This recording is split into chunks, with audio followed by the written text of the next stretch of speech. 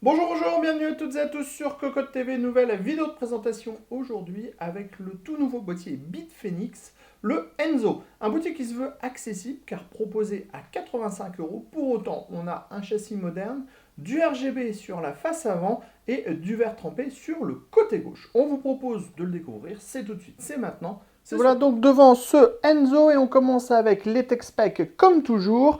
Au niveau des mensurations, le boîtier fait 489 mm de hauteur sur 210 mm de largeur et 454 mm de profondeur, le tout pour 7 kg. On vous rappelle le tarif, 85 euros, ce qui est plutôt très accessible. Allez, on se lance à la découverte de ce Enzo.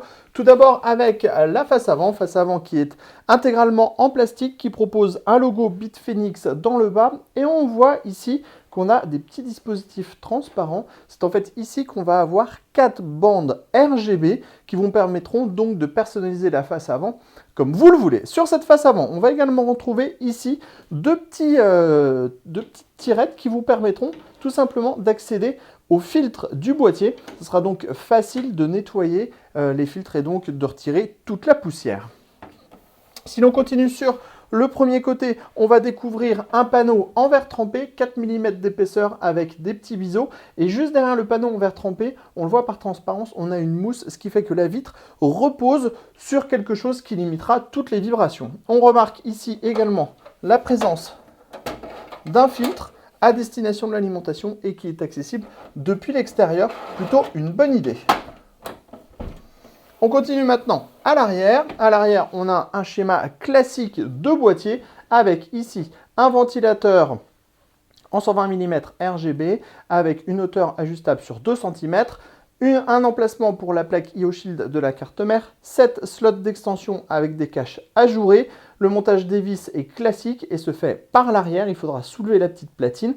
Et enfin, on a l'emplacement de l'alimentation dans le bas et on note la présence de petits rubbers. Sans attendre, on passe sur le dessus du boîtier. Ce dernier propose d'abord ici un filtre aimanté qui protège une grille en 2 fois 120 mm. On pourra également, si on ne se sert pas des ventilateurs dans le haut, complètement obturer la grille avec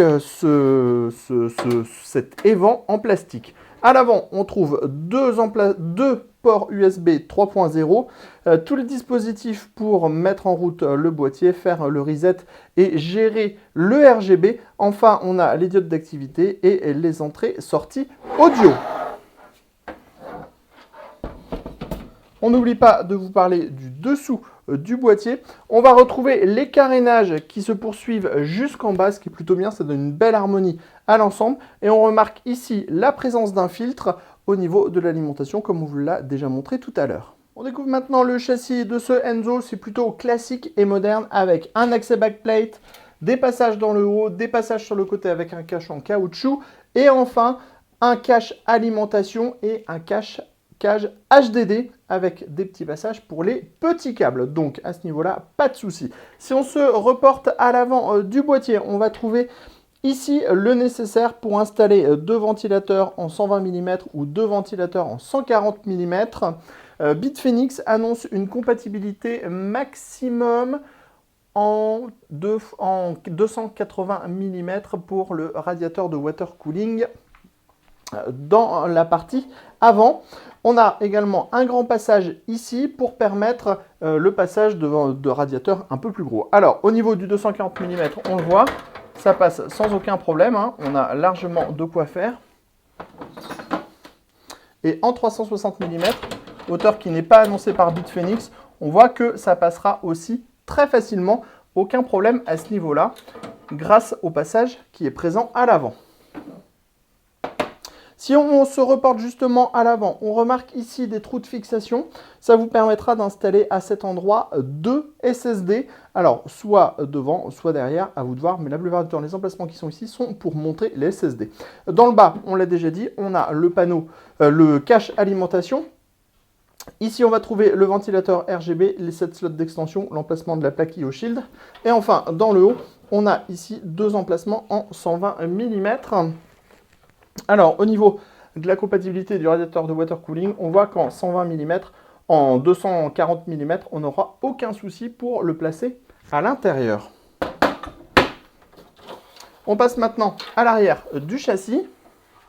L'arrière du châssis nous permet de retrouver les accès backplate, les différents passages pour les câbles, les deux emplacements SSD ici. On retrouve également un petit bracket à cet endroit-là pour un autre SSD. Ici, on va trouver le module qui permet la gestion du RGB. Et enfin, dans le bas, on a une petite cage HDD de 2 emplacements qui est compatible avec les disques durs 3,5 pouces, mais aussi avec les SSD 2,5 pouces. On en termine de cette vidéo de présentation du Enzo par Bitfenix avec le système RGB. Donc le système est calé sur une couleur actuellement, sur le rouge. On le voit, on a le ventilateur arrière qui est en mode rouge, ainsi que les 4 dispositifs à l'avant. Alors on a tout simplement un bouton qui permet de changer la couleur sur le dessus. On pourra passer en vert, en bleu, en violet, en jaune, en turquoise, en orange, en vert fluo et en mode j'affiche toutes les couleurs que je peux de l'arc-en-ciel. Donc un vrai mode RGB. On voit qu'il y a vraiment plusieurs zones. On arrive vraiment à avoir des effets qui sont plutôt sympathiques. Alors, on vous reparle du tarif sur ce boîtier. On est sur une base de 85 € avec un ventilateur RGB à l'arrière et du RGB à l'avant. Du verre trempé sur le côté gauche. Donc clairement, pour le tarif, on a déjà 2 bonnes grosses fonctionnalités. En plus, on est compatible avec le Aura Sync, ce qui permettra d'avoir une compatibilité avec toutes les cartes mères. Vous avez encore d'autres modes différents pour faire Mumuse. Voilà, donc notre avis très prochainement sur cocottland.com. On vous fait un test complet de ce boîtier. Et sur ce, on se dit rendez-vous très prochainement sur notre site internet cocottland.com ou encore sur notre YouTube channel. À très bientôt.